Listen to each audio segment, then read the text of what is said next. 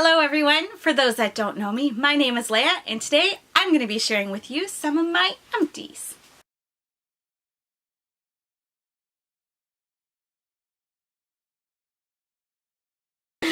Getting started, we have some apple cider vinegar. I've been using apple cider vinegar as a toner straight up for the last few years. I used to have little bumps on my forehead. They weren't pimples, they were just bumps of skin that wouldn't go away. My face was clean, but for whatever reason, they were there. And I heard someone talking about apple cider vinegar. I decided to try it, and I have never had a problem with them ever since. I use it as a toner every night. I don't dilute it or anything, just put it on a cotton pad right out of the bottle. Next up, I have some dry shampoo. This particular one, Pantene, was recommended by Tati here on YouTube. She loves it, so I thought, hey, it must be great. And then I tried it. I can't stand this stuff. It works great if you need a texturizer, but when I use this in my hair, I always have to wash my hair that night. I can't get another day out of not washing it.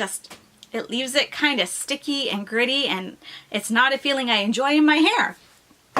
I also have some Batiste here, the coconut and exotic tropical scent.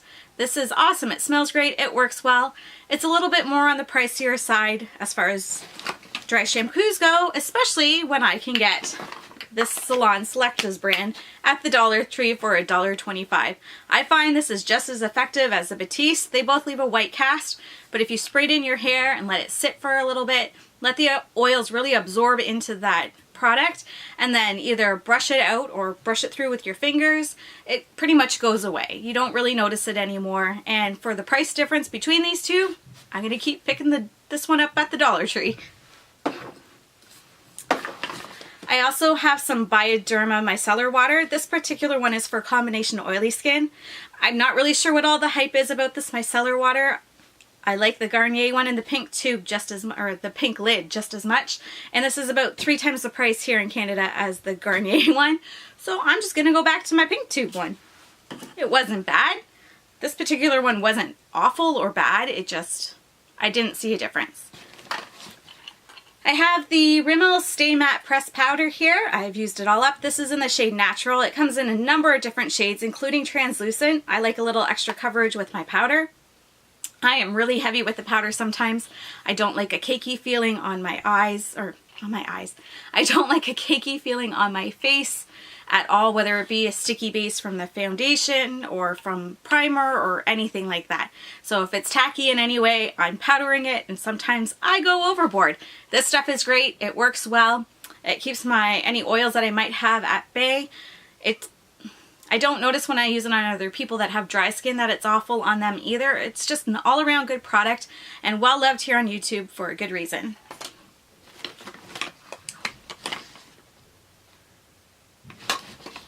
I have some coconut oil here. I have very, very watery eyes. They water at air, they water because of allergies, they water because of the wind, they just water because it's a Tuesday. For whatever reason, they water. I do have to wear waterproof mascara all the time when I wear mascara, so I need something oil-based to take it off. I find coconut oil works great for me. It doesn't break me out in any way. It moisturizes my eyes to a certain extent while I'm taking it off, and it's easy to find. I'm not particular to any one brand. This particular one I found at Walmart when I ran out of my last tub of coconut oil, and I have a different one now because I bought it at a different store, so they all work well for me. I have St. Ives Fresh Skin Apricot Scrub. I don't mind this, it's okay. My husband works in a welding and fabricating shop, and so he comes home quite gritty and greasy and dirty sometimes, and this stuff is really good for just getting in there and cleaning his skin. It's heavy duty and it does the job, so we've already got a new tub in the shower. I have some toner here. It's a vitamin C toner with witch hazel by Art Naturals. I use this every morning. I use the apple cider vinegar as a toner at night. I use this toner in the mornings. It's really nice. I got it off of Amazon and I have repurchased it already. I have some Milani Make It Last setting spray. As I mentioned earlier, I love powdering. I over powder and sometimes it can look just powdery on my face. I don't use setting spray to prolong the wear of my makeup. I usually don't have any issues with that, But I do get powdery sometimes when I overdo it with the powder, and this stuff is great. I love it. It doesn't leave my face feeling tacky or anything after I've used it like some do. I really enjoyed the nozzle and the pump or the spray on this one. I know some people have a problem with this particular setting spray with the pump on it and the mist, but I find it really nice. Now that it's almost gone, it's a little bit more aggressive, but I think that's because it's shooting through air and the product at the same time, and it's not sure what it's supposed to do. But I love this, and I will be repurchasing it. I have some Schmidt's Lavender and Sage Natural Deodorant. I have come to the conclusion that I do not like natural deodorant. I like good old antiperspirant. I use this a little bit. I tried to like it. I tried to get on the natural deodorant bandwagon, and you know what? It's just not happening. I don't like to feel that wetness in my underarms. It works well to cover body odor. I smelt like my oil diffuser was going constantly, and it threw me off a lot. But it wasn't bad. I mean, for a natural deodorant, it did smell nice. It did work well. It's just not, yeah, it's not for me. I have some Maybelline Superstay Better Skin Foundation. This stuff is amazing. If you are over 35 and you don't have the smooth skin of a baby's bottom anymore on your face, this stuff is great. I know so many people that loved this, and I can't find it anywhere. I can find the concealer, I can find the pressed powder, which I really like, but I can't find the foundation. I have looked online, and when I look for it, I can find it, but it's always out of stock or not available. And it makes me sad because this was really nice. I loved how this made my skin look. I'd always get compliments on my skin when I wore this particular foundation. And yes, if it ain't broke, don't fix it, Maybelline. Bring it back, please. This stuff is amazing. I have a couple more foundations here if I can find them. I'll do them all at once. I have the CoverGirl Ready Set Gorgeous foundation. This is really nice. I don't like it in the summer months when I'm getting sweaty or hot or anything like that. I found it oxidized and it kind of just dripped off my face. But 3 other seasons of the year, it worked well for me. I like it. I don't know if I would repurchase it because I have other ones in my collection that I'm using up and that I like a little bit better, but it was nice. I also have the e.l.f. Flawless Finish Foundation. I love this. This is my favorite foundation.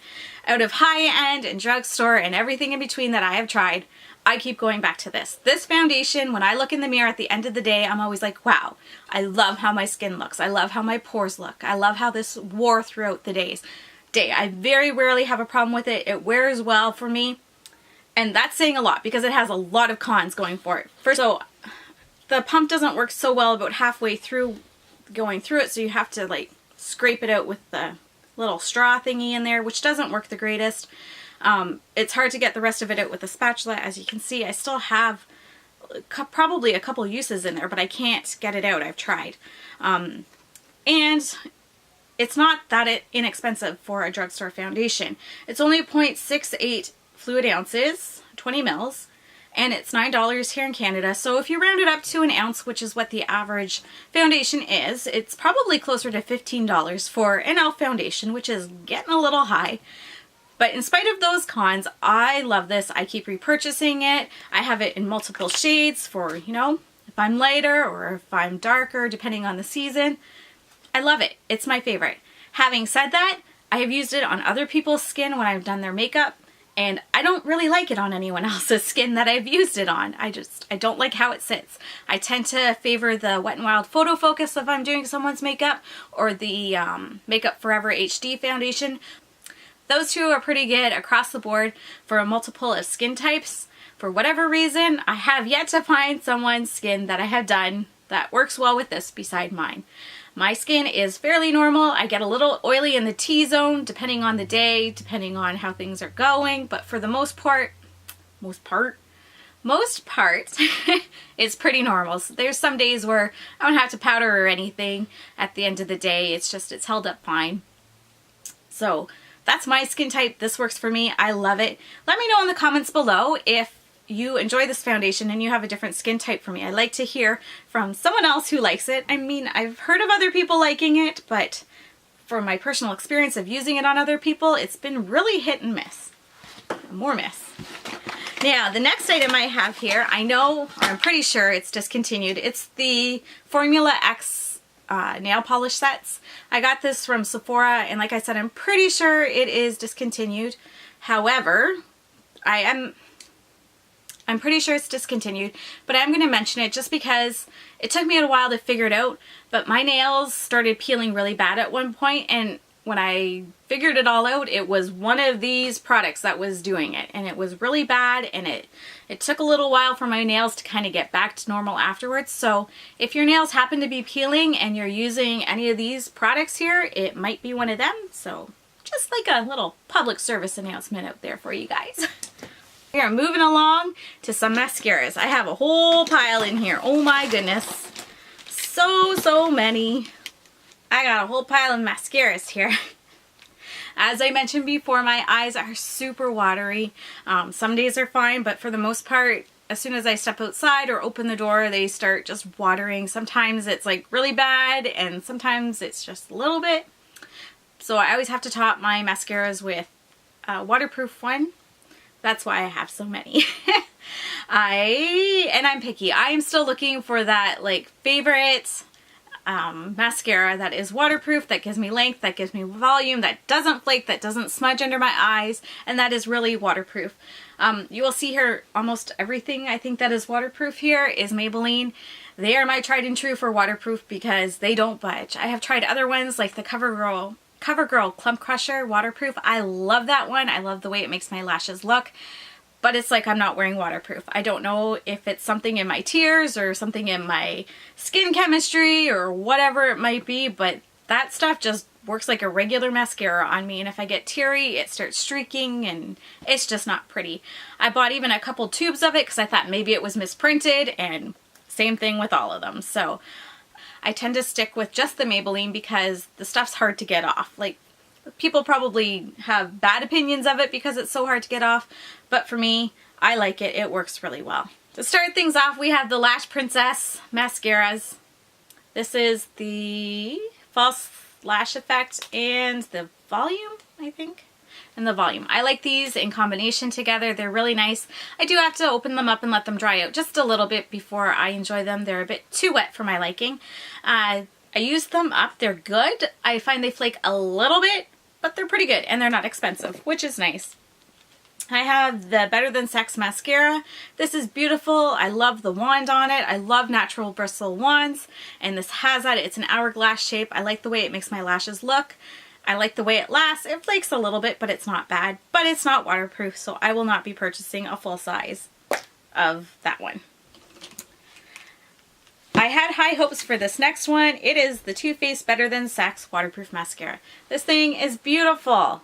It's a beautiful color. It has like the little water texture on it. It's nice. It has the same kind of wand as the original. I like it. I like the look of it. I hate this actual mascara. It doesn't work the same as the original kind. It doesn't give me the same kind of look, and it flakes really bad, like big chunks on my cheeks by the end of the day. It's not pretty. I had the Urban Decay Perversion mascara here. It was okay. Again, it was nice. Not my favorite out of high-end mascaras, but it's not waterproof, so I won't be purchasing a full size of this one either. I have the L'Oreal Voluminous. This is in waterproof. This has been a favorite of mine since high school. This is what I used to wear all the time. But I have come to the conclusion that it smudges underneath my eyes very bad by the end of the day. I always thought, oh, my mascara is giving out. My mascara is not working.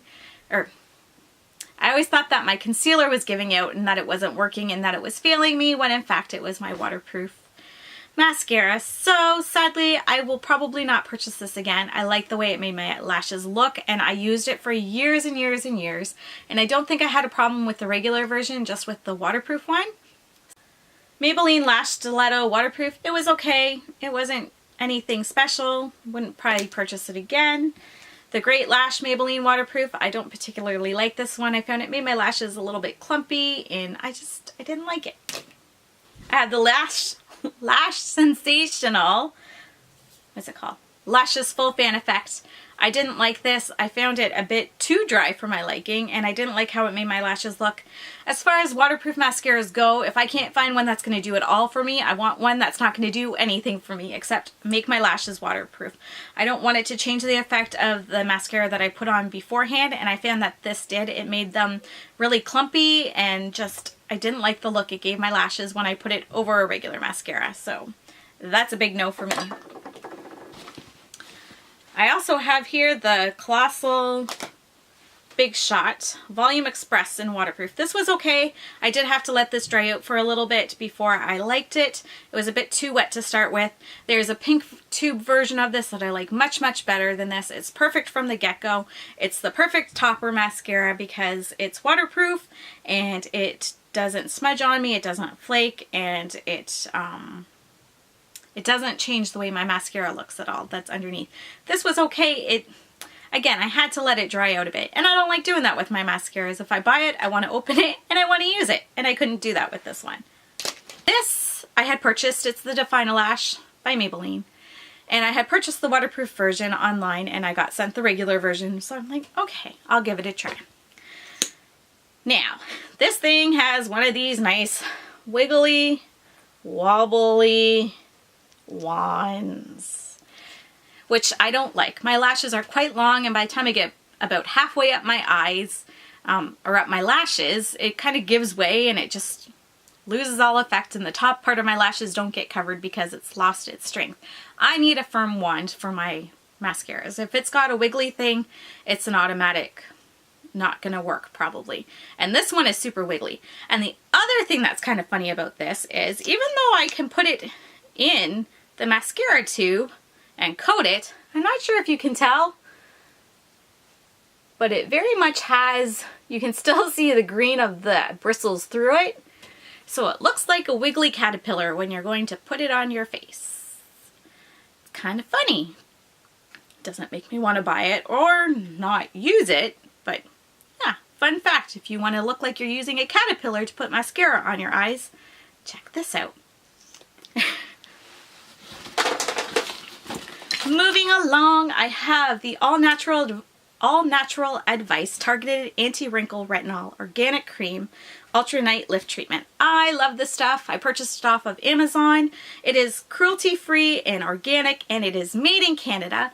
And I really noticed an effect with this within a few days, if not a week of using it. And if I stop using it, I always notice my skin, I don't know, there's just something different about my skin when I don't use this. And I really like the way my skin looks when I do use it. I have repurchased it already. I've researched the line through other reviews and whatnot, and I found a whole collection of things that I hope to add to my collection for skincare as I'm running out of the things that I currently have.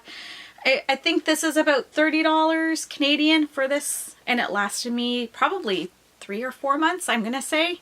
I didn't need a lot of it. It spread out pretty nice, and it wasn't super thick, and it's not super sticky, so that's why I like it as well. I don't like anything too on my skin, even for nighttime. So yeah, this is really nice, especially if you're in Canada. I recommend checking them out. I found it on Amazon. I believe they have a website as well, but Amazon is where I purchased this.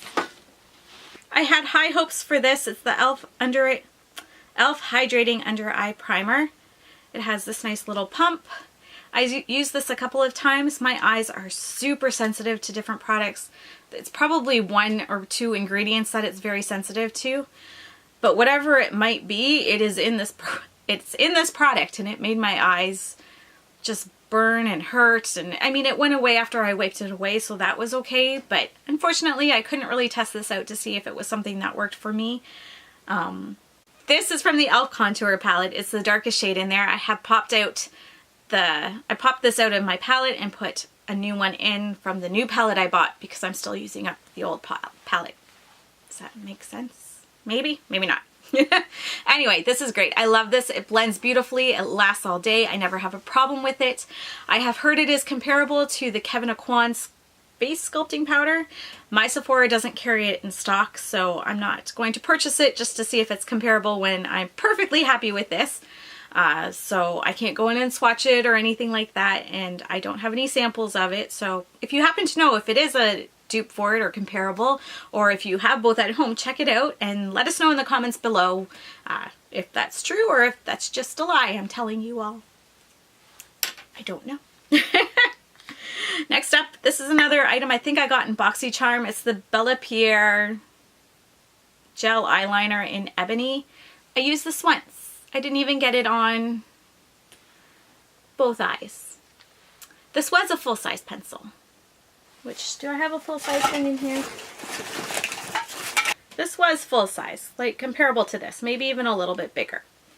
I didn't even get 2 eyes done with it. I don't know if it's all broken up inside or what, but I started to use it and the tip broke off, so I sharpened it. And I went to use it a little bit more and the tip broke off, and it kept breaking off like right at the base kind of thing. So I kept sharpening and sharpening and sharpening it. Like I said, I didn't even get 2 eyes done with this before I gave up and said, no, you are not worth it. So I don't recommend it. I don't know if it was any good because I wiped it off and started over with something else, because, you know, that's always fun when you're doing your makeup. I have the Makeup Forever Step 1 Skin Equalizer Smoothing Base here. It was okay. I didn't particularly enjoy it that much. It made my makeup look okay. My foundation went on nice, but I found that it was kind of pilling up on my skin when I put it on. I don't know if it didn't like my moisturizer or whatever that I had on underneath. I used it up, but I didn't like it enough that I would actually go and purchase it. This is the last item I have. It is the Ardell Brush On Lash Adhesive. I bought this at Sally's because I needed some more lash glue. I usually use the Revlon Brush On Adhesive, but I couldn't find it at Walmart when I went in, so I needed some for a photo shoot that I was doing makeup for. And so I purchased this and I put it on the girl's eyes, and she's like, it's a little, she was very nice about it. She's like, it's a little uncomfortable, it's burning a bit. So I thought maybe I had gotten a little bit in her eye, so I cleaned it all up and we tried again, and she's like, yeah, I don't think I want to use this. And I'm like, okay, no problem. So I took it off. A few days later, fast forward a few days, and I tried it on myself. I put it on some lashes, put the lashes on, and oh my gosh, if you want your eyes to feel like they are going through the 10th circle of hell, this is the product to use. And I'm not just talking when you're putting it on, I'm talking about hours after you've taken it off and washed your eyes and washed your face repeatedly, trying to get it to go away. The burning lasted for at least 2 to 3 hours after I took this off, and it was not pleasant, it was not fun, and it was not just me, because I went online and I searched the great World Wide Web for reviews on this, and I don't think I have ever found a product with worse reviews than this lash glue. If people weren't talking about how badly it burned their eyes, they were talking about how it didn't hold the lashes on their eyes, and that the glue wasn't sticky enough to last very long at all, and that their lashes were popping off and it wasn't effective, and just all around a bad product. Needless to say, I will not be using this again. It is awful. I have moved on and repurchased my Revlon lash adhesive, which I finally found at Walmart again. They restocked it, which I am so thankful for, and I will continue to use this, and I will never, ever, ever buy this again. That's all for now, everyone. If you enjoyed what you saw, please click the subscribe button below and leave us a comment and let us know some of the things that you have used up recently and whether you like them and would like to repurchase them, or if they were complete and utter crap. Have a good day, everyone. Bye-bye.